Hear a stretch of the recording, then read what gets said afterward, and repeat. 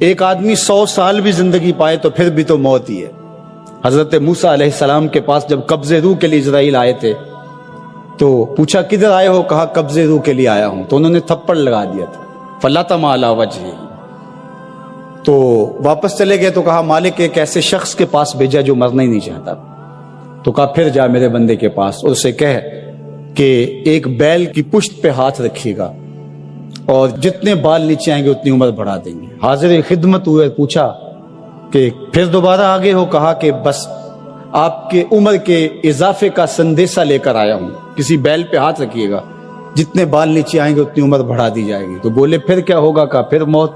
کہا اگر پھر بھی ہے تو ابھی روح قبض کر، 100 سال بھی جئیں گے تو پھر بھی موت ہے۔ موت ہے ہنگامہ آرا کلزم خاموش میں، ڈوب جاتے ہیں سفینے موج کیا ہوش میں۔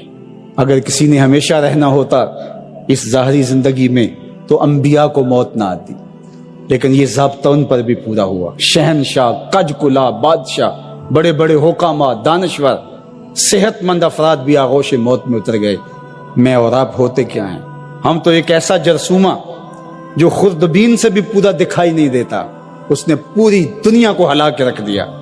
انسان ذرا دیکھ تو ہے کیا؟ وما یعلم جنود ربک الا ھو، اللہ کے لشکروں کو تو جانتا ہی نہیں ہے کہ اس کے لشکر کیسے ہیں۔ وہ لنگڑے مچھر سے نمرود کے تکبر کو خاک میں ملانا جانتا ہے، وہ ابابیلوں سے ہاتھی مروانا جانتا ہے، وہ کرونا وائرس سے پوری دنیا کا نظام معطل کرنا جانتا ہے۔ اس کے لیے کوئی مشکل نہیں ہے۔ والآخرۃ خیر وابقا، کہا آخرت بہتر بھی ہے، دائمی بھی ہے۔ زندگی تو گزر ہی جاتی ہے جیسے گزرے، اصل زندگی آخرت کی زندگی ہے۔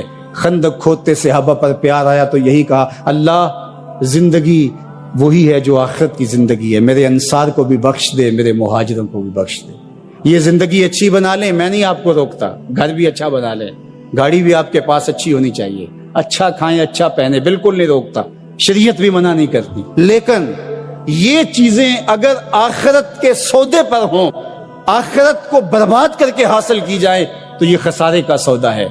اور اگر آخرت کا کچھ نہیں بگڑتا اور دنیا کی زندگی بھی سنورتی ہے تو یہ راستے ملتے ہیں، ہمارا دین ہمیں راستہ دیتا ہے۔ تو آئیے یہ جہاں بھی سوار لیجئے، وہ جہاں بھی سوار لیجئے، میں اور آپ ایک ایک سانس اللہ کے لیے، اس کے رسول کے لیے بسر کریں۔ ہم جئیں تو اس کے لیے، ہم مرے تو اس کے لیے۔ اللہ ہم کو دنیا آخرت کی بلائیاں نصیب فرمائے۔ انسانی فطرت ہے کہ وہ بھاگتا ہے نفع کی طرف، اور دنیا کی زندگی اس کے لیے ایک میٹھا خواب ہے، حلم کہا گیا، میٹھا خواب، اور وہ بھول جاتا ہے کہ یہ سب کچھ ٹوٹ کے بکھر جانے والی چیزیں اور یہ سب کچھ یہاں رہ جانے والا ہے۔